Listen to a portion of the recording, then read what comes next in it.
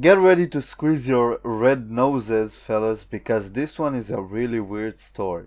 It actually went under the radar because it was on Conan O'Brien's show a couple of days ago, where you won't expect something political or controversial, so I haven't seen anyone report on it yet.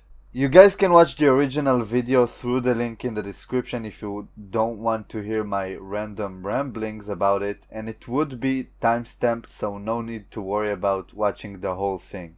So this story actually comes from Whitney Cummings. She is a female comedian who you might know from having some specials up on Netflix and mostly for being on Joe Rogan's podcast, which is how I know of her. While she was on Conan, she talked about re-gifting, and that segued into talking about Christmas.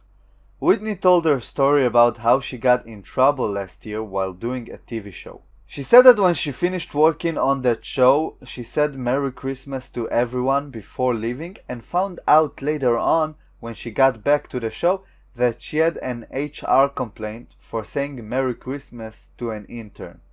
When she went on to ask what holiday does the intern celebrate and how could she avoid offending them, they told her that the intern was agnostic. Now that's kind of weird, being offended by an holiday blessing no matter which religion you're a part of, but when you're agnostic, really?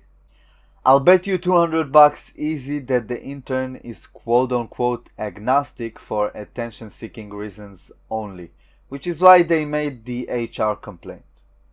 Now obviously this is an anecdote that has not been confirmed yet, but why would a female comedian who obviously is not conservative or religious would make up a war on Christmas propaganda story?